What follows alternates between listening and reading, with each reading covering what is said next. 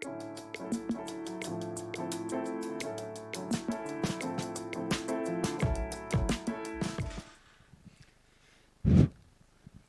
bona tarda a vostès, gràcies per venir, que siguem poquets, però espero que hi hagi més que ens estiguin mirant des de streaming. Podria primer, abans que res, mencionar que aquesta és la segona xerrada del cicle de la transició energètica. El títol d'avui és potser el de més llarg futur, o de més dificultat que hi ha, que es diu Progrés cap a la central de fusió nuclear més compacte i eficient.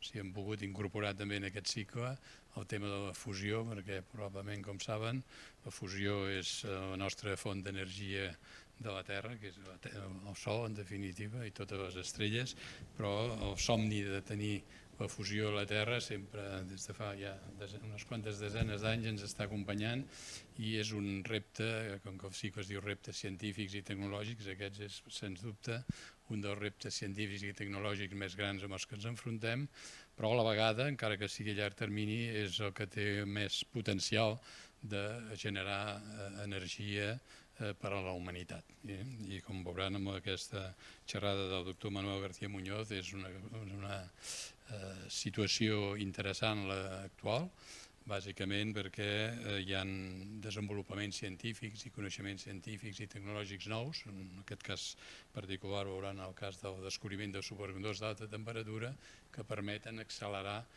les perspectives d'aconseguir coses més aviat del que es pensava. No entraré ara en el timeline, o sigui, en quants anys s'ha de fer, això després potser ho podrem discutir amb les preguntes, però en tot cas aquest és un tema en el que Barcelona en particular està bastant implicat, perquè hi ha una oficina que se'n diu Barcelona for Fusion, que és l'oficina que gestiona tot el programa europeu de fusió, d'energies de fusió, que en particular té un reactor al sud de França, a prop de Marsella, que és el més gran del món i en el que participen pràcticament tots els països del món. Aquest és un reactor que avança i serà el que generarà coneixement suficient com perquè després els reactors que ara estan venint puguin generar energia. L'interès de l'energia de fusió, com probablement saben, és que l'energia de fusió no és l'energia de fissió, sinó les centrals nuclears que tenim ara. Les centrals nuclears que tenim ara tenen una problemàtica de radioactivitat, etc., que no té l'energia de fusió i per això és tan interessant. I probablement potser algun dia podem pensar que les centrals de fusió substituiran a les centrals nuclears que tenim actualment, perquè aquestes són radioactives i aquestes altres no ho són, però a la vegada tenen l'avantatge que poden generar electricitat d'una forma contínua, que és el que estan fent ara les centrals nuclears, en particular en el cas de Catalunya, que probablement ja saben que és el 50% de l'electricitat que estem utilitzant ve de les centrals nuclears. Bé, ja no entro més en el tema, només fer una petita presentació del doctor Manuel García Muñoz. Aquí veuen que el doctor Manuel García Muñoz està acompanyat amb la xerrada amb l'Eleonora Bietzer, que és una altra investigadora del seu grup a la Universitat de Sevilla. Des de bon començament no sabíem si vindria ell o vindria ella i per això hem posat tots dos noms i al final ella tenia problemàtiques o necessitats familiars, amb un fill molt petit i ha preferit quedar-se a Sevilla, però en tot cas la saludo per si en un moment determinat pot veure aquesta xerrada. Bé, doncs el Manuel García Muñoz i la doctora Eleonora Bietzer són de la Universitat de Sevilla, del Departament de Física, de Física del Plasma, Física Atòmica Nuclear. Ells han estat formats a Alemanya, ell va fer un doctorat a la Universitat de Múnich, on hi ha un dels centres més importants de fusió a Europa, d'un tipus de fusió confinada magnèticament, i l'Eleonora Bietzer també ve d'allà. Tots dos estan ara amb el mateix equip a la Universitat de Sevilla, on estan desenvolupant un reactor de fusió petit, però molt interessant des del punt de vista de recerca i de conèixer com es pot confinar el plasma i tot això. Tots dos tenen reconeixements internacionals molt importants, tenen també col·laboracions amb diferents centres d'investigació del món, i per tant doncs, jo diria que són dels millors especialistes que ens podrien fer avui aquesta xerrada. Només dir que li agraeixo especialment, y que en castellano le agradezco enormemente haber llegado, porque hoy tenía un avión a las 9 de la mañana y por overbooking no ha podido coger el avión y hace solo 10 minutos que ha llegado del aeropuerto. Con lo cual, muchas gracias, nos has hecho sufrir un poco, pero al final lo hemos conseguido. Així que moltes gràcies per estar aquí.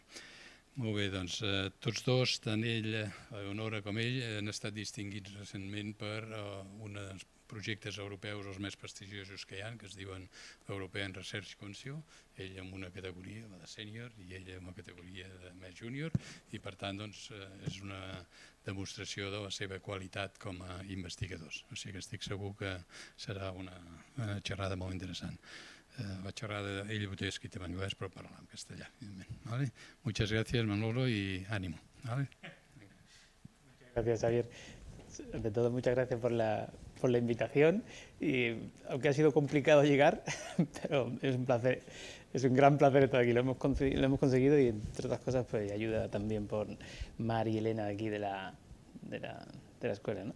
Yo voy a charlar hoy sobre la estrategia Fusion to Grid que estamos desarrollando, liderando en Sevilla en colaboración con la mayoría de los institutos más grandes de fusión del mundo, para el desarrollo de la energía de fusión y acelerar su implementación, conexión a la red lo antes posible, ¿no? Voy a intentar contribuir a dar respuesta a algunas de las preguntas como, bueno, ¿qué es la fusión? ¿La vamos a conseguir? Si no, ¿cómo? ¿Cuándo? ¿Y por qué? ¿O a qué coste? ¿No? Si pensamos en el desarrollo de la civilización y su bienestar, está íntimamente vinculado siempre al consumo de la energía, ¿no? Y eso se ve reflejado claramente en el cielo nocturno, ¿no? Donde vemos las lucecitas en las zonas de los países más desarrollados, ¿no? Requerimos, sin embargo, fuentes que sean sostenibles con el medio ambiente, ¿no? Y eso, pues desgraciadamente, actualmente la mayoría de las fuentes o la mayoría de la energía viene de combustibles fósiles, y aunque conseguimos que las renovables limpias vayan tomando cada vez más un papel cada vez más importante, siguen jugando un papel importantísimo estos combustibles fósiles, ¿no? La fisión como fuente base también se mantiene constante, ¿no? Bueno, el problema que tenemos con los combustibles fósiles pues son varios. El principal, quizás, o uno de los principales, no sé cuál sería más importante, pero contribuye al calentamiento global de una forma significativa, ¿no? Y eso lo podemos ver en el cambio de la temperatura, ¿no? que sufre la Tierra, ¿no? Como podéis ver aquí, pues de varios grados, ¿no? También contribuye, lógicamente, los diferentes países contribuyen a este calentamiento global. Si echamos un vistazo a el consumo de electricidad o las fuentes de energía que utilizan los diferentes países en Europa, por ejemplo, y cómo contribuyen a ese calentamiento global, sería la huella de carbono de cada país, ¿no? Aquí podemos ver, bueno, pues estaría España, Francia, y veremos los diferentes colores según la intensidad de carbono que están emitiendo, ¿no? Bueno, aquí podéis ver pues que Francia está más o menos verde, España está más o menos verde, Francia está bastante verde, y hay otros países que contribuyen pues de una forma muy importante al calentamiento global, bueno, pues por las decisiones geopolíticas que han ido tomando a lo largo de la historia, ¿no?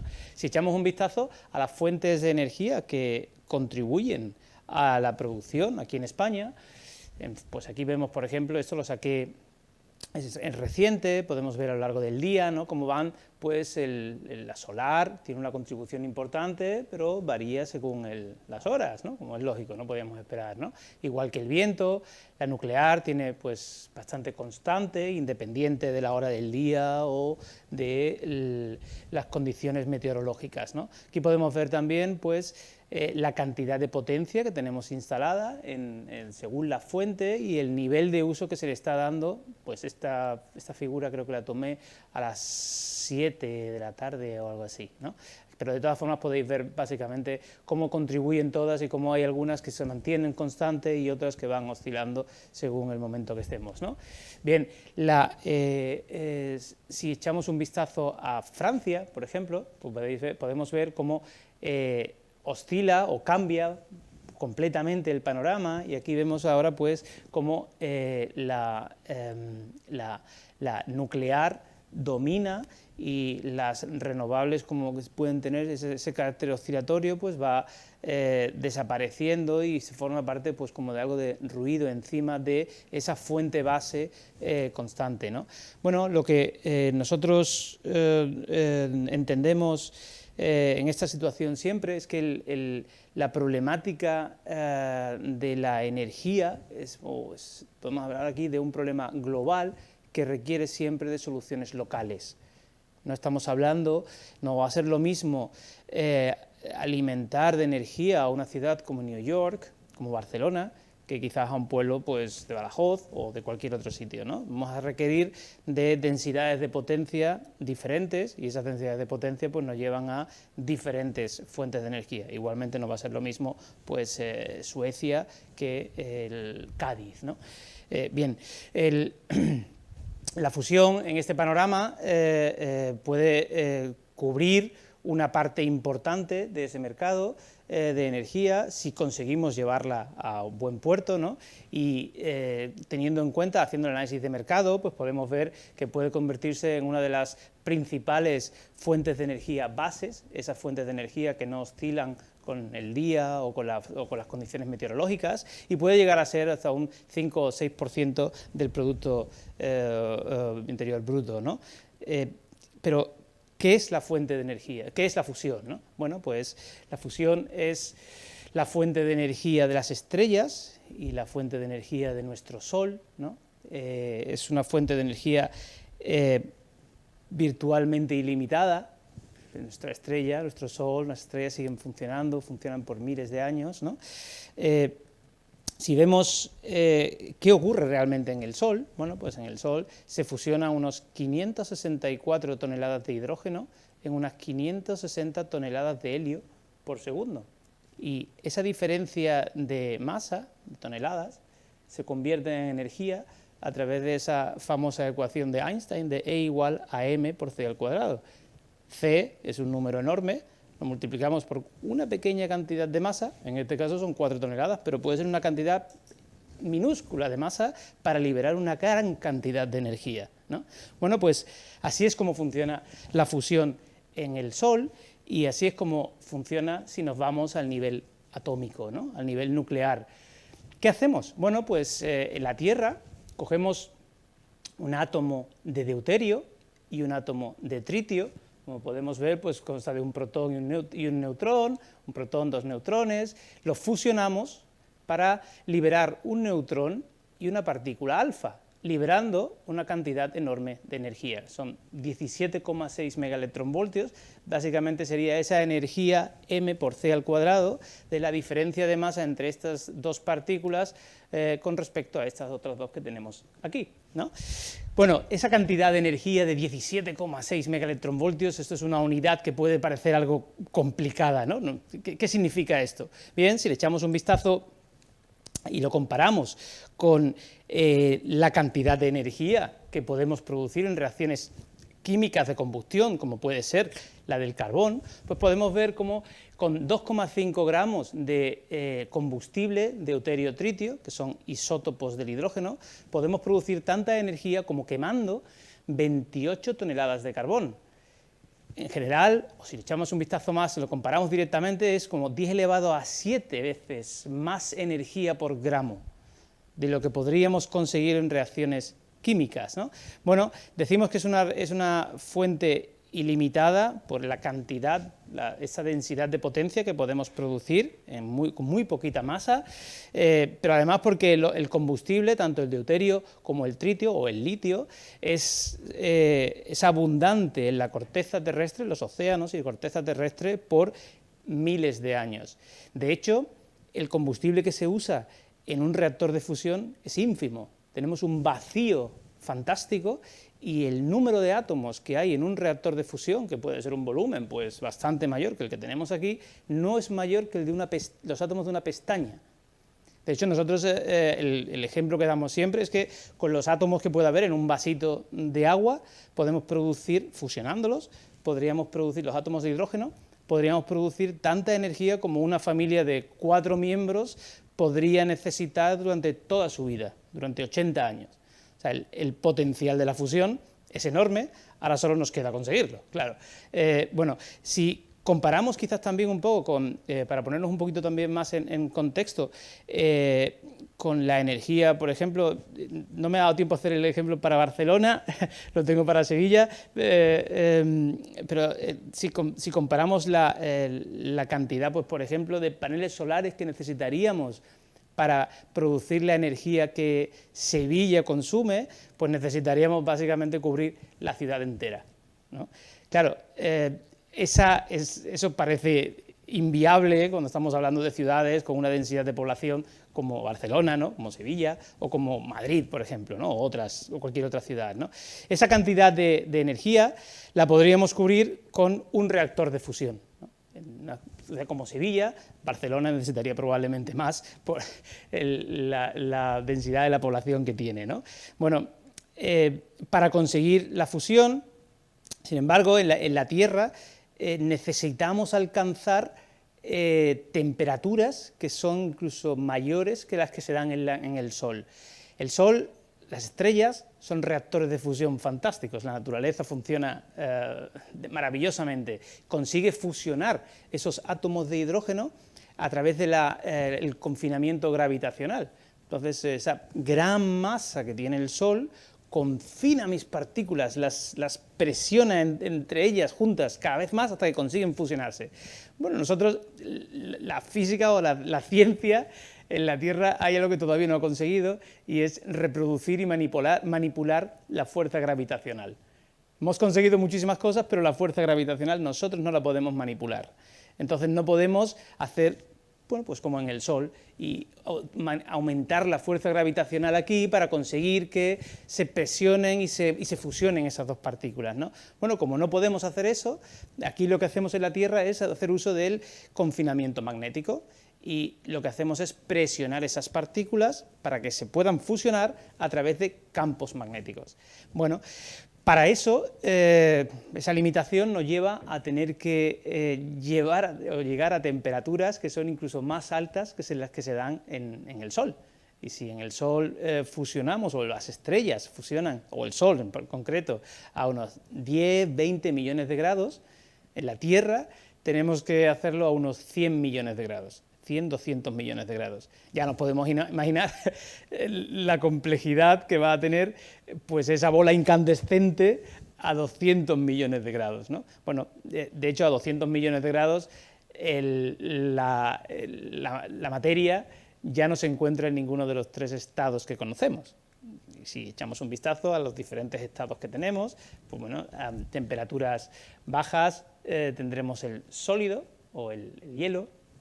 El agua, si aumentamos la temperatura, pues lo convertiremos en líquido, aumentamos un poquitín más en gas, y si aumentamos un poco más, llegamos al plasma, que es el estado en el que se encuentra el combustible de un reactor de fusión, en estado de plasma. ¿Cuál es la diferencia o cómo se define un plasma? Pues un plasma básicamente es un gas ionizado, que presenta ciertos comportamientos colectivos, ¿no? De hecho, nos puede parecer algo extraño el plasma, pero el 99% del universo, de la masa que vemos en el universo, está en estado de plasma. De la materia que vemos en el universo está en estado de plasma. Y hay numerosos ejemplos, quizás las auroras boreales, las galaxias, bueno, auroras boreales que están pues ahora mismo bastante, las hemos podido ver incluso aquí en España, ¿no? Las galaxias, pero bueno, también tubos fluorescentes o una llama de un mechero, todo eso es plasma, ¿no? Bien. El Sol, pues las erupciones solares, que son las que provocan estas auroras boreales que estamos viendo, ¿no? Pues son parte, ¿no? De hecho, uno de los proyectos que tenemos en Sevilla es pues, crear una estación meteorológica de viento solar, que es lo que estamos viendo ahora con las auroras boreales. Bien, ¿cómo confinamos entonces en la Tierra? ¿Cómo conseguimos confinar o mantener esa bola incandescente, esa pequeña estrella, ¿no? Bueno, pues como he dicho antes, quizás hay varios métodos. Estaría el confinamiento inercial, estaría el confinamiento magnético. Nosotros nos vamos a centrar en el magnético, pues el que está más avanzado y tiene más posibilidades de llegar a la red lo antes posible, ¿no?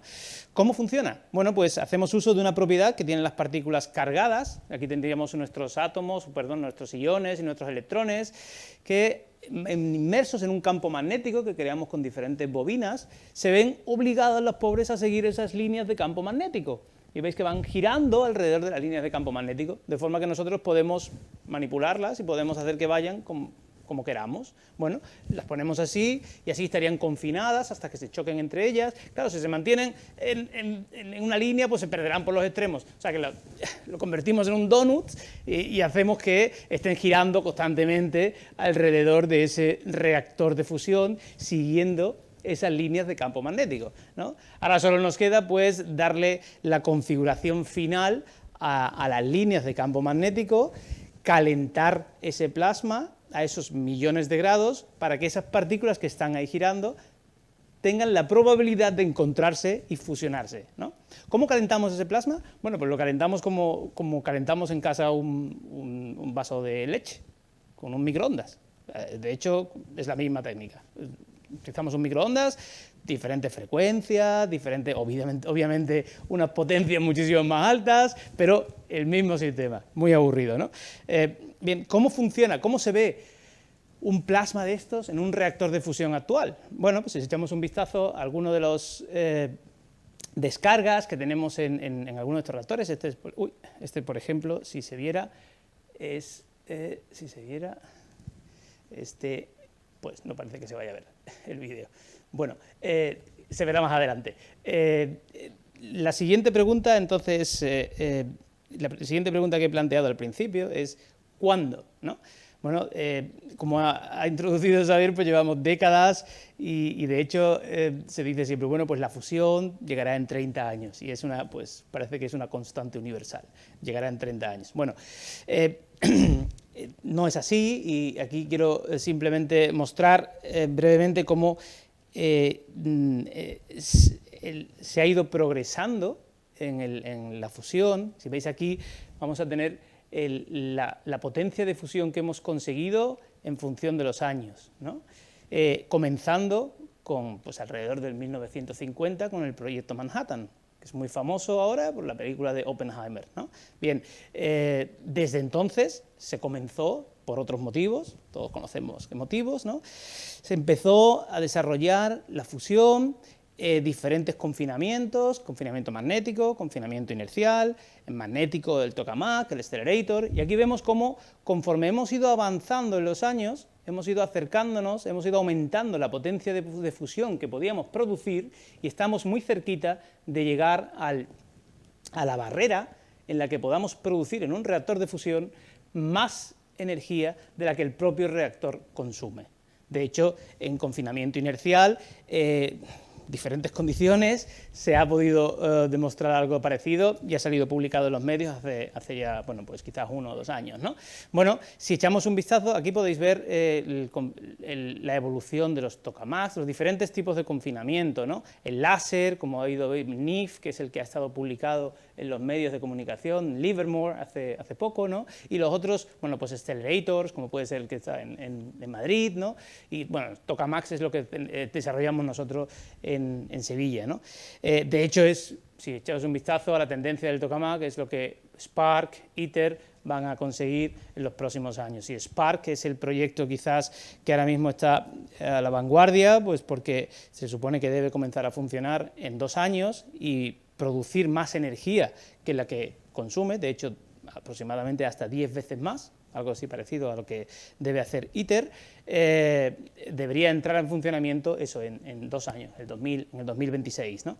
Bueno, esta sería la introducción a la fusión, dónde estamos y ahora qué hacemos nosotros en Sevilla, ¿no? Bueno, pues en Sevilla, como ha dicho Xavier, estamos trabajando en un reactor de fusión pequeño. De hecho, el objetivo que tenemos en Sevilla es conseguir simplificar, hacer cada vez más compacto y pequeño ese reactor de fusión, para que pueda para acelerar el desarrollo de esa energía de fusión. Claro, proyectos enormes tienen una complejidad enorme y unas limitaciones importantes para su implementación y desarrollo, ¿no? Bueno, el objetivo es conseguir el reactor más compacto y económico posible. Para eso nosotros estamos uniendo 3 tecnologías que estaban muy bien desarrolladas, algunas más que otras, por separado, y lo que estamos intentando es unirlas entre ellas para dar ese reactor que sea el más compacto posible. ¿Cuáles son esas 3 tecnologías? Pues Spherical Tokamaks, vamos a ver ahora qué forma tienen esos Spherical Tokamaks, alto campo magnético, superconductores de alta temperatura, triangularidad negativa, una forma especial que tiene el plasma y un grupo que permite dar una solución global y única a ese problema, ¿no? Bien, si empezamos con qué es un tokamak esférico, bueno, pues aquí a la derecha podéis ver que es un tokamak convencional, como es ITER, por ejemplo, o como es Spark, y un tokamak esférico. Ya podemos ver la diferencia que hay. Tendríamos aquí una forma de donuts, cuando aquí tendríamos quizás pues una forma más de pelota, ¿no? más esférico, ¿no? Las diferencias que hay básicamente es que el tokamak convencional es el que está bien establecido, hay muchísimos grupos trabajándolo y está muy bien, se conoce muy bien cómo funciona y básicamente pues es diseñarlo y sabemos que va a funcionar cuando lo echemos a funcionar, ¿no? Cuando echemos a andar, ¿no? Los contras que tiene, pues que son enormes como ITER y que requieren pues unas inversiones tanto en capital como en tiempo enormes, ¿no? La diferencia con un tokamak esférico, pues que es compacto, como podemos ver ya aquí, y que además permite producir un 40% o alcanzar un 40% más de presión en el plasma.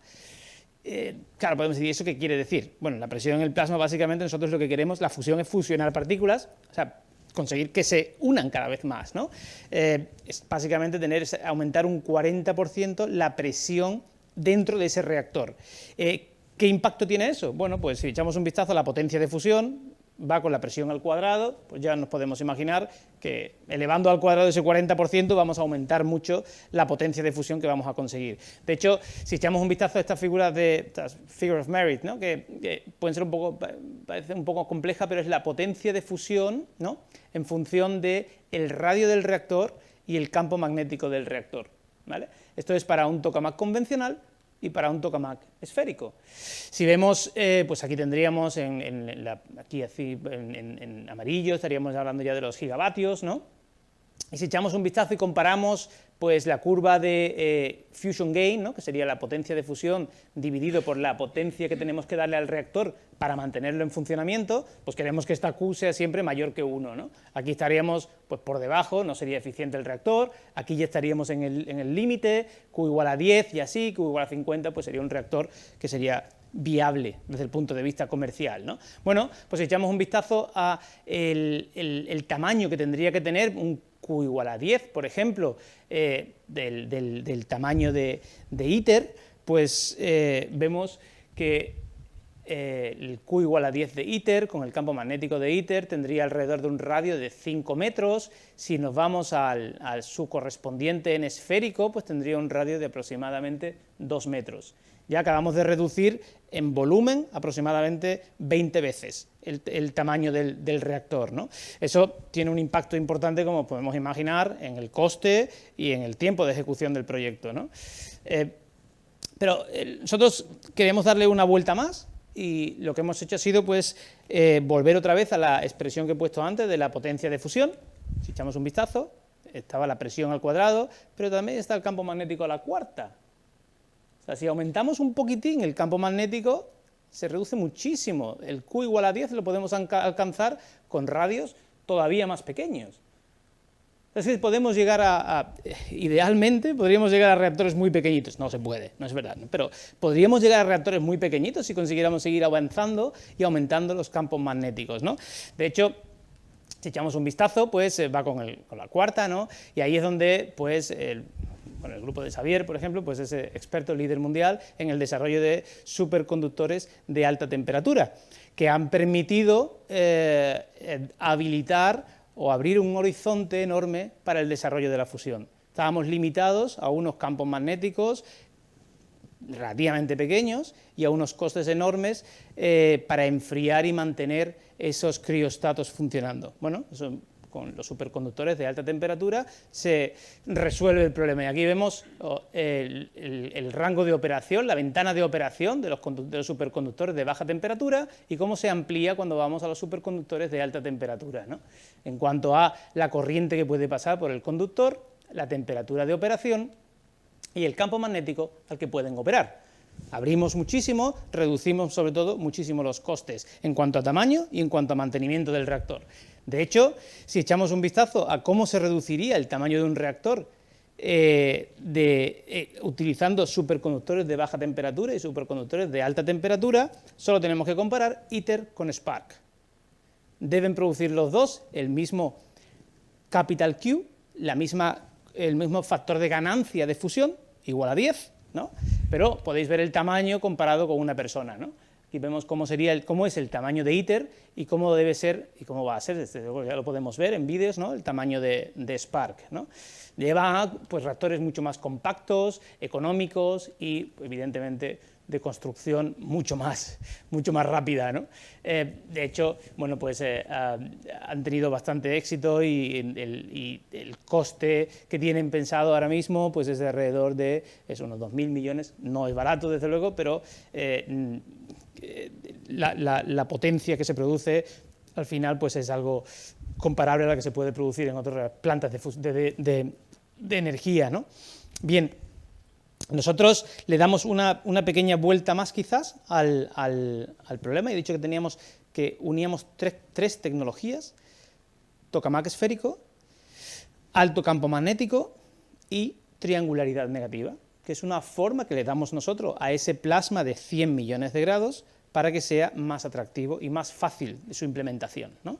¿En qué consiste esa triangularidad negativa? Bueno, pues lo que intentamos hacer es minimizar la interacción de esa bola incandescente de 100 millones de grados con las paredes del reactor. O sea, no hay forma de que haya un material que pueda mantener funcionando a esos 100 millones de grados. Bueno, pues vamos a minimizarlo, vamos a evitar que esa bola incandescente toque con las paredes del reactor. Eso es lo que estamos nosotros desarrollando y le damos esa vuelta al plasma. Si vemos, esto sería el propio plasma dentro del reactor en dos formas diferentes. Esta sería la triangularidad negativa que desarrollamos nosotros y esta sería la triangularidad positiva que es conocida y se desarrolla normalmente en todos los tokamaks, en la mayoría de los tokamaks del mundo.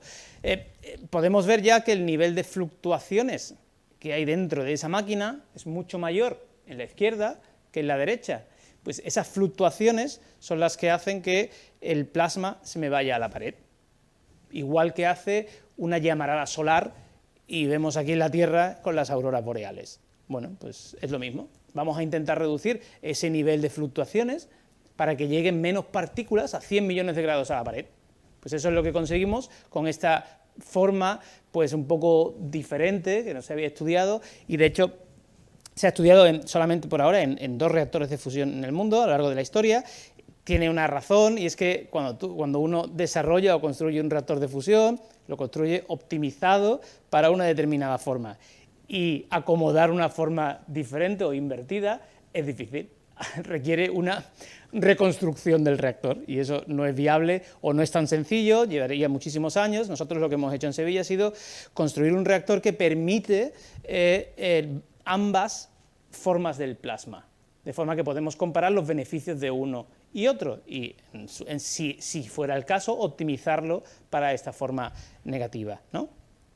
Bien, bueno, lo desarrollamos en Sevilla, quizás para los que no conozcan todavía el grupo de Sevilla, bueno, pues llevamos trabajando, como ha introducido Xavier al comienzo, pues más de 20 años trabajando en fusión, probablemente en la mayoría de los reactores de fusión del mundo, y podéis ver aquí, bueno, pues desarrollamos instrumentación para ITER, para D3D en San Diego, K-STAR, JT6TSA en Japón. Nacimos científicamente quizás en el Max Planck para física del plasma en Alemania, que es donde quizás pues, nos formamos, y aquí podéis ver a Eleonora dentro del reactor, pues apretando algunos tornillos o arreglando algunas cosas, ¿no? Y bueno, aquí veis el grupo que son básicamente, somos pues aproximadamente unas 50 personas, 30 full time, 25 partial time, mitad físicos, mitad ingenieros, y con los diferentes backgrounds que podemos encontrar en equipos, ¿no? La mayoría de ellos pues con diferentes premios, le han dado Spitzer, o uno que quizás ha tenido bastante repercusión mediática en los últimos años ha sido el de Eleonora, cuando consiguió su Princesa de Girona, ¿no? Y estuvo aquí en Girona para recogerlo, ¿no? Bueno, ¿dónde estamos nosotros dentro de esta estrategia que estamos desarrollando para poder acelerar la implementación de la energía de fusión? Bueno, pues el Tokamak Smart que hemos desarrollado en Sevilla, estaríamos aquí, tiene como objetivo pues demostrar que podemos operar, o sea, diseñar desde cero, desde scratch, todos los tornillos, todas las bobinas, demostrar que puede operar, el primero en el mundo que puede operar con ese tipo con esa forma del plasma que acabamos de ver, a varios millones de grados, ¿no? Y de hecho ahí lo tenemos, ¿no? Aquí tenemos ya la máquina, pues esa gran cámara de vacío con esas bobinas, abrazando la cámara de vacío, donde vamos a tener dentro esa bola incandescente de plasma, ¿no? Bueno, es el primero y único tokamak esférico de España y, bueno, como he dicho antes, pues también del mundo, pues por su capacidad para operar con esa forma del plasma, ¿no? Está diseñado para alcanzar temperaturas de fusión en el reactor pues más compacto y eficiente posible, ¿no? Y los parámetros quizás un poco más técnicos, pues un campo magnético de 2 teslas, corriente circulando en el plasma de megaamperios y calentamiento externo pues por microondas o por haces de partículas que inyectamos en el propio plasma en total pues aproximadamente 3 megavatios, ¿no? De hecho, si podéis ver una descarga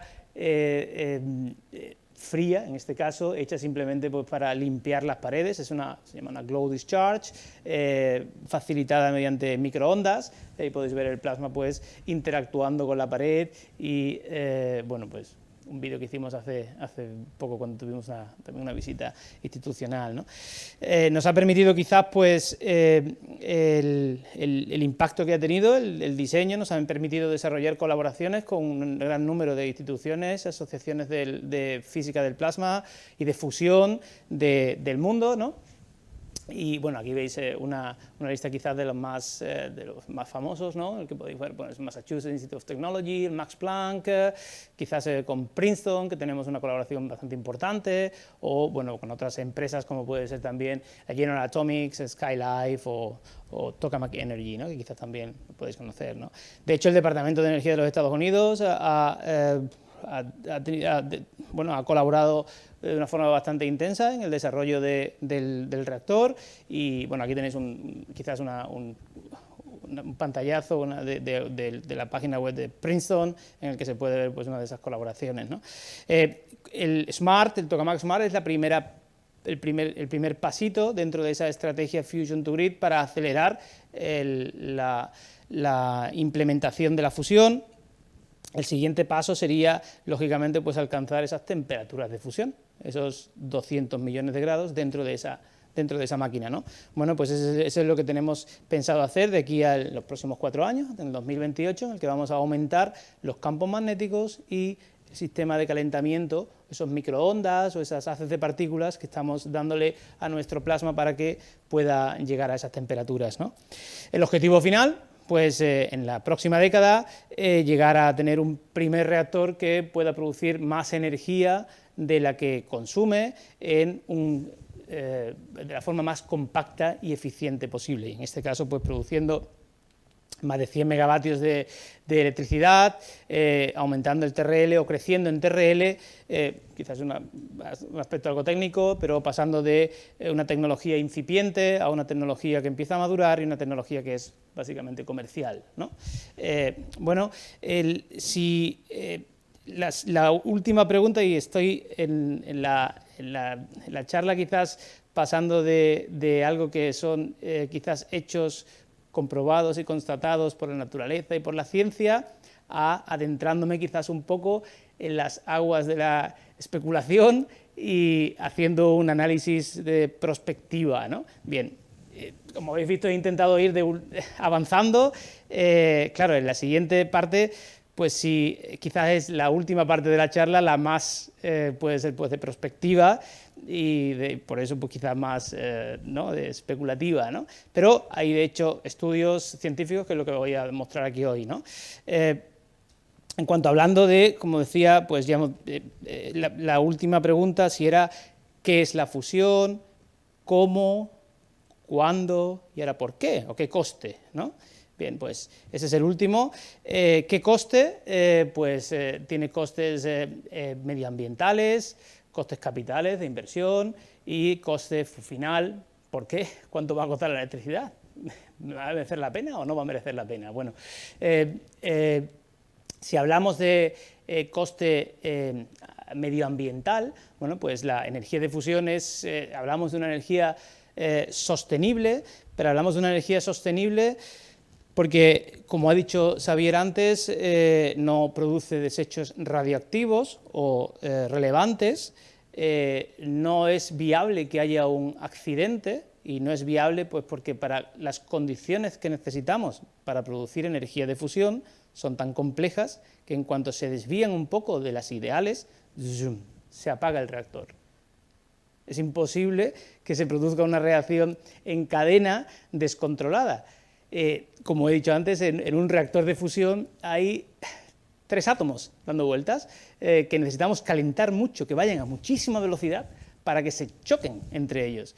Claro, si se rompen esas condiciones de vacío tan buenas, entra un poquito de atmósfera de fuera, zoom, y me apaga por completo el fuego, ¿no? Me apaga por completo el combustible. Es como si echáramos eso, apagáramos el fuego con agua, ¿no?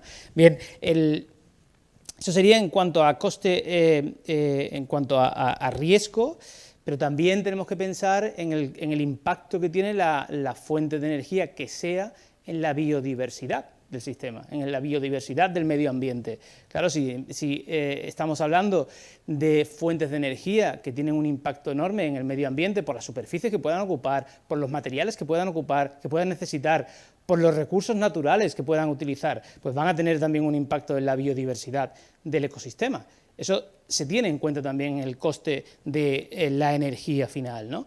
De hecho, si echamos un vistazo a bueno, pues, estudios publicados recientemente sobre comparativas del coste de cada una de esas energías de fusión, teniendo en cuenta esos 3 aspectos que acabo de decir, bueno, pues vemos que la fusión, eso está publicado, si veis aquí, quizás estos valores son de publicaciones quizás ya un poco que pueden estar obsoletas porque de 2018 todo ha cambiado muchísimo, ¿no? Pero si echamos un vistazo a esos costes, que desde luego hay metodologías que nos permiten evaluar, ¿no? Pues vemos que la fusión, en cuanto a ese coste medioambiental, pues estaría pues entre las más baratas, ¿no? más sostenibles, como vamos a decir, ¿no? Pues no es una sorpresa que las energías fósiles pues sean las que tienen un coste más alto, y ya aquí pues podemos ver donde esté la nuclear, la solar o el viento, tanto offshore como onshore, ¿no? Ahora, la fusión estaría fantástica aquí, pero si nos vamos al coste capital, ¿cuánto cuesta construir un reactor de eso? Nos vamos al otro extremo. Y aquí nos vamos a que la fusión sería pues probablemente de las más caras, tanto de las más caras viendo pues los diferentes posibilidades que tenemos, ¿no? Yéndonos al escenario más conservador o más pesimista, en el que pueda ser lo más caro que podamos encontrar, o el más optimista y podamos encontrar el reactor más compacto y más eficiente posible, ¿no? En todos pues estaremos siempre quizás del margen más alto, ¿no? Si lo comparamos, como digo, son datos del 2018, en su momento eran actuales, esto pues ya ha quedado muy obsoleto, ¿no? Porque ha pasado tanto desde el 2018, pero creo que sirven de referencia, ¿no? Para ver dónde estamos y por mucho que varíen, pues más o menos nos va a servir siempre de referencia. Y aquí podéis ver pues, que el gas natural pues era en su momento lo más barato y ha podido variar, pero todos sabemos por qué, pero bueno, sigue estando ahí, ¿no? Y bueno, la solar igualmente, el carbón, pues de hecho pues Alemania está reactivando todas sus plantas de carbón ahora, desgraciadamente, ¿no? Bueno, si en cuanto a coste capital, pues estaríamos hablando de los más altos. Claro, ahora si lo combinamos todo y calculamos el levelized cost of electricity, que quizás os pueda sonar el coste de la electricidad pues levelizado, no sé cómo se dice en español, pero nivelado. Pues si echamos un vistazo a lo que debe costar, lo que nos va a costar a nosotros la electricidad, ¿no? Bueno, pues ya vemos que la fusión, pues en sus dos extremos, pues estaría ya un poquito más en el medio, ¿no? Y aquí tenemos pues que la que sale más económica al final, pues porque los costes del combustible, del mantenimiento, del impacto en el medio ambiente, de todo, pues acaba siendo que la nuclear es de las más económicas. La eólica offshore de las más pues caras, y igual pues hablamos también, esto quizás no es está bastante obsoleto porque creo que la solar ha bajado muchísimo también, pero como digo, sirve de referencia sobre todo también en cuanto a los márgenes, ¿no?, que tenemos, ¿no? Y aquí vemos la estrellita que pongo siempre, es la estrellita donde nosotros intentamos, es el objetivo al que nosotros intentamos llegar en Sevilla, pues contribuyendo al desarrollo de ese reactor de fusión más compacto y económico posible, ¿no? Y con esta última transparencia os dejo. Gracias por vuestra atención.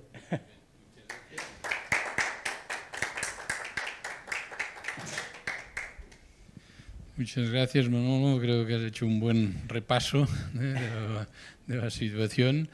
No sé, si alguien quiere hacer una pregunta, pues venga, espera, que dono un micro. Muchas gracias. Es apasionante para los que nos gusta el tema, es apasionante. Una pregunta más bien científica. En el Sol, la nucleosíntesis estelar es debido a la gran concentración, a una gran presión, es muy denso dentro. Tal es el caso que los fotones tardan años en salir del centro y llegar a la superficie. Aquí lo que se pretende es que sea la cosa más fluida, por tanto hay que darle más temperatura. ¿Hay un límite en la cantidad de hadrones que están dando vueltas? Es decir, si damos más, ¿qué problemas surgen? Y luego, bueno, yo he seguido el tema. En Estados Unidos, aparecía en el 22, dice, físicos de los Estados Unidos consiguen un hito hacia la energía de fusión nuclear. Supongo que es cierto, ¿no? Sí. Digo, en el 23 aparecía otra información que decía, el reactor de fusión más grande del mundo ya está operativa, la energía limpia total más cercana. Y ya en el 24 decían, Estados Unidos dobla la producción neta de su reactor de fusión y se acerca a la electricidad ilimitada. ¿Es cierto que ha habido ganancia neta? Bueno, todo lo que ha dicho usted es cierto. Claro, los medios de comunicación, pues... si nos vamos a la primera pregunta, la pregunta quizás que era más científica, sí existe un límite en el número, en la densidad de plasma, en la densidad de partículas que podemos tener en un reactor de fusión por confinamiento magnético. Existe un límite y por eso es por lo que los tokamaks esféricos podemos aumentar la presión, porque por naturaleza la física nos permite aumentar un poquitín más la presión y no tener que estar pues eso tan diluidos, ¿no? El Sol es fantástico, las estrellas son fantásticas y consiguen tener una densidad tan enorme por la gravedad. La diferencia que hay entre un reactor de fusión por confinamiento magnético y uno inercial, en el inercial sí se consiguen, de hecho, densidades muchísimo más altas. Lo que pasa es que todavía pues, no se consigue mantener mucho tiempo y es en los reactores de confinamiento magnético en el que conseguimos mantener el reactor funcionando pues, de forma constante, pero a ese coste. La densidad es muy baja y tenemos que aumentar la temperatura tantísimo para que esas tres partículas que están por ahí dando vueltas, perdidas entre ellas, se encuentren y consigan fusionarse. Esa es la pregunta científica que quizás me ha hecho. La otra parte que quizás es pues, más de medios de comunicación, ¿no?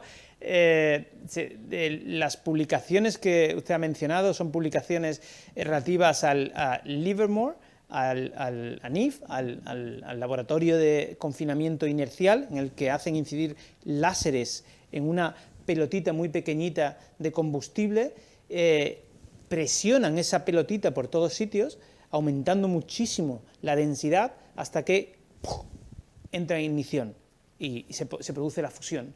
Esos son los que han conseguido sobrepasar esa cantidad de energía que produce esa pelotita de fusión con respecto a la cantidad de energía que imprimen esos láseres, dándole alrededor de esa pelotita. Lo han conseguido y lo consiguieron en el 22 y lo volvieron a conseguir otra vez en el 23. Estamos más cerca, todo avance nos acerca más a la realización de la fusión, pero bueno, quizás el anuncio pues siempre es un poco...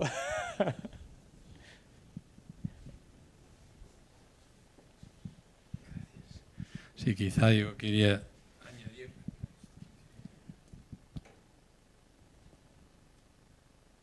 Sí, lo que ha dicho del Livermore, de los láseres, lo que creo una cierta confusión es cuánta energía daban los láseres y cuánta se generaba. Y aquí es donde efectivamente se consiguió superar que la energía generada fuera superior a los láseres. Esto no significa que en la estructura global se genere más energía que el conjunto, porque para generar la energía de los láseres se utilizaba mucha más energía. 100 veces más. 100 veces más. O sea que realmente la noticia es cierta, pero con un poco de doble fondo, digamos. Sí, ¿no? sí, sí. O sea, yo creo que, como él ha dicho, efectivamente hay varias metodologías y esta de confinamiento es otra que se sigue persiguiendo. Yo diría que con interés más científico que digamos, con la posibilidad de generar energía. O sea, la inercial, de hecho, quizás la principal motivación que tiene es más militar. Es por el desarrollo de los láseres y demás.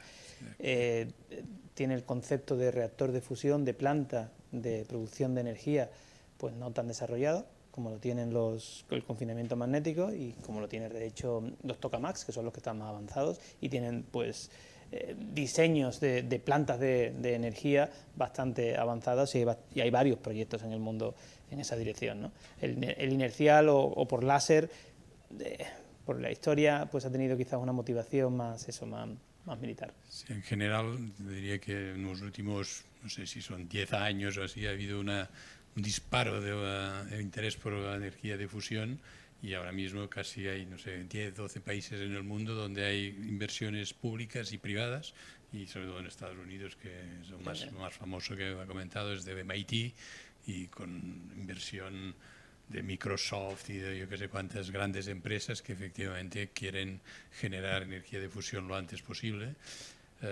Siempre que hay una aceleración es porque hay una necesidad muy grande y también hay un desarrollo científico que permita hacer un buen step, un buen paso para adelante, ¿no? Entonces él ha mencionado en sus diseños la superconductividad de alta temperatura, que como han dicho es de alguna forma la forma de aumentar la presión. Entonces mi pregunta un poco es, cuando has comentado el diseño te permite aumentar la presión, el campo magnético lo que hace era un B a la cuarta, creo, y normalmente, por ejemplo, en MIT creo que lo que hacen es duplicar el campo magnético respecto al ITER. El ITER está entre 6 y 7 teslas y ellos quieren funcionar a 14, 15 o por ahí, sí. O sea que por lo tanto aumentan 2 a la cuarta exactamente, la presión de fusión que tenemos, sí, aquí. Sí. Sí, aquí estaría ITER, ¿no? En este campo magnético, y Spark va a funcionar pues a unos 11 Tesla, de forma que podemos reducir, y si ves, básicamente este es el tamaño de ITER, y Spark, siguiendo la curva de Q igual a 10, estaría aquí. Por aquí. Estaría aquí. Esta reducción de radio significa una reducción de volumen que, si no 20, me acuerdo, 20. ¿cuánto? 20 veces sí, más sí. pequeño. Sí, sí, Pero sí. desde el punto de vista de coste y de desarrollo, evidentemente ayuda mucho el poder hacerlo. O sea que es un buen ejemplo, como un descubrimiento científico que no tenía nada que ver con la fusión, ha cambiado radicalmente las perspectivas, digamos, futuras de lo que hay. De hecho, ya ocurrió en su momento. Cuando se descubrieron o se aplicaron los superconductores de baja temperatura, surgió ITER. Ahora hemos dado un pasito más y hemos llegado a los superconductores de alta temperatura y han surgido estos otros proyectos. Que, Sí, esto es un poco lo que ha acelerado la posibilidad de utilizar y generar electricidad a partir de reactores de fusión. Sí. ¿Alguna pregunta más o comentar? Bueno, no sé si desde arriba hay alguien, pero si no, bueno, yo lo que puedo hacer es algún comentario más. Los años no te has atrevido a hablar de años, o sea, has dicho cuándo habrá los primeros, y de alguna forma también en la distribución inicial que has hecho de las distintas fuentes de electricidad, no sé si me he equivocado o lo he dicho bien, el hecho de que toda esta banda de energía nuclear, que es prácticamente constante y que luego uno va adaptando, se puede, en el caso de Francia era espectacular, en el caso de aquí no estaríamos tan lejos de lo de Francia porque tenemos el 50% en el caso de Cataluña. Esto de aquí es viable que pueda llegarse a hacer con fusión. Fusión en principio es continua también. Sí, O sea, puedes mantener esto de aquí, luego adaptarte y adaptar todo el resto de cosas, y sobre todo lo que es esencial es lo que has dicho antes, entre Sevilla, todo con placas fotovoltaicas, o tener solo esta habitación con una central de fusión que son de... No estamos muy lejos de una central nuclear. Una central nuclear es 1 gigavatio y aquí pues esto están diseñando a 500 megavatios, en medio gigavatio, ¿no? O sea que en realidad significa que la complejidad de una central nuclear es mucho menor que lo que hay, y en poco espacio se puede generar electricidad de una forma continua. Esto es un poco lo que... Así es. Nosotros, de todas formas, lo que... Nosotros cuando en clase damos en la universidad, pues tenemos asignatura de fuentes de energía, intentamos siempre pues hacer ese análisis. Lo que he dicho antes es un problema global que requiere de soluciones locales, pero que además que sean sostenibles, y quizás apostar todo por una misma fuente es siempre arriesgado, ¿no? Quizás incluso... pues sí, advocar por la fusión, pero no advocaría por la fusión hasta el punto en el que fuera. Creo que no sería sostenible, no sería saludable. Creo que el mix sostenible y saludable debe incluir diferentes fuentes según la aplicación que queramos. Y desde luego, pues, por ejemplo, la industria pues, manufacturera del acero, por ejemplo, no es viable con placas solares, ¿no? Y tendrá unas fuentes que no sean, pero la fusión podría ser esa fuente, una de esas fuentes bases que nos permitan tener esa constancia. ¿Sí? De hecho, quería recordar aquí que la primera charla que tuvimos fue precisamente la sobre hidrógeno. Sí. Y el hidrógeno, pues vimos en la charla que nos dio Alberto Arancón que para generar hidrógeno necesitamos mucha electricidad, que luego convierte por hidrólisis el agua en hidrógeno, con lo cual, para decirlo así, esto es el primer vector de energía, pero una parte de esta se puede utilizar para generar el hidrógeno, que luego será el combustible que van a utilizar empresas, etc. O sea, un poco aquí en Cataluña tenemos una gran dificultad de espacio. Bueno, o sea, realmente poner energía eólica o energía fotovoltaica en mucha superficie para cubrir toda la necesidad que tenemos es, diría que seguramente inviable, con lo cual necesitamos, el día que tengamos que cerrar las centrales nucleares, alguna otra fuente que nos permita con un espacio razonable conseguir cubrir este tema. O sea que está claro que Ese hay es una uno de parte esos- continua y una parte... Sí, ese es uno de esos parámetros que se tiene en cuenta en estos estudios, ¿no? El impacto medioambiental, pero medioambiental en holístico, ¿no? Teniendo en cuenta todo. ¿no? Todo, claro. Y la última pregunta, más, bueno, como mínimo por mi parte, las dificultades, ¿no? O sea, la dificultad, por ejemplo, de el efecto de radiación de los neutrones que tienen tanta energía con respecto a los elementos estructurales, imanes, etcétera. ¿Cuál es tu visión sobre esto? Es decir, el tiempo de vida de una central de fusión es suficientemente largo. Aquí hemos hecho el cálculo del coste de la electricidad, pero una de las cosas que va a determinar es cuál es el tiempo de vida de una central antes de que tengamos que sustituir Sí, y sí. mantener piezas. Entonces, ¿cuál es la visión que tiene? O sea, eso, ahí entramos en esa parte especulativa, ¿no? Del estudio este de prospectiva, ¿no? En estas últimas transparencias que he mostrado yo, en el que se hace un estudio pues, del coste, se tiene en cuenta el tiempo de operación de un reactor, pero si yo me he centrado quizás, en lo que tú has dicho, yo me he centrado quizás en el impacto que tiene el que esa bola incandescente de 100 millones de grados toque las paredes. Pero ese problema casi que lo tenemos resuelto. El problema que quizás podemos tener menos resuelto es el que Xavier acaba de mencionar, de esos neutrones que impactan contra las paredes del reactor. De hecho, en esa reacción de deuterio con tritio, que da un neutrón y una partícula alfa y libera una cantidad enorme de energía, el 80% de la energía se la lleva el neutrón. Y el neutrón se escapa a los campos magnéticos, no quiere saber nada de campos magnéticos, él pasa de largo. Bueno, lo utilizamos para calentar agua. En las paredes del reactor pues está llena de tuberías de agua y al final lo que hacemos es calentar agua y a través de turbinas, de la forma antigua y más aburrida del mundo, pues producir electricidad, pero esos neutrones impactan contra los materiales estructurales que están que forman mi reactor y que van a hacer de hecho que se transmuten. Van a hacer de hecho que lo que era lo que comenzó siendo acero, pues empieza a perder sus propiedades, ¿no?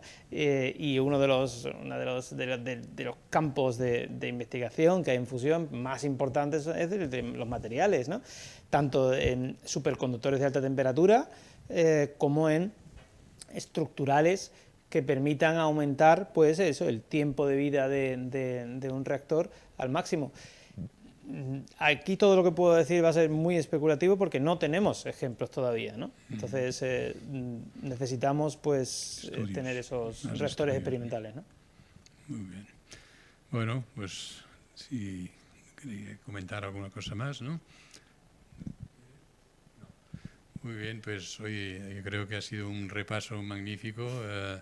Como he dicho al principio, se trata de una de las tecnologías de la transición energética que no sabemos exactamente cuándo va a llegar, pero que nos da una visión a largo plazo de una capacidades para la especie humana que es realmente extraordinaria y como siempre pues la investigación y las ideas y las ganas de hacer cosas realmente de mucho impacto con la humanidad siempre acaba encontrando la forma de hacerlo, ¿no? Si aquí cuando has hablado de Oppenheimer efectivamente era uno cuando va a ver ahora la película se da cuenta de que lo que existía antes del proyecto Manhattan y lo que existe después cambió el mundo. No sé si habrá otro step de este tipo, pero está claro es que un esfuerzo a nivel mundial para desarrollar la energía de fusión con estos miles de millones de inversiones que hay, está acelerando enormemente el progreso científico. Yo creo que hay un intercambio y una cooperación internacional bastante ejemplar en este caso, o sea que no es un caso de estos en el que cada uno hace lo que quiere, sino que realmente el proyecto de ITER está Japón, está Corea, Estados Unidos, Europa y todos los otros proyectos. Hay una intensa cooperación también, con lo cual la visión de la necesidad de una metodología como esta que hay que acelerar lo antes posible, pues ayuda a, digamos que la cooperación público-privada sea abierta y sea suficientemente cooperativa como para que no perdamos el tiempo repitiendo cosas todos. ¿De acuerdo? Pues muchas gracias por la charla, yo creo que ha sido muy interesante y espero que los que luego la puedan ver también puedan disfrutar de tu charla. Muchas gracias. Muchas gracias, Javier. Muchas gracias a todos.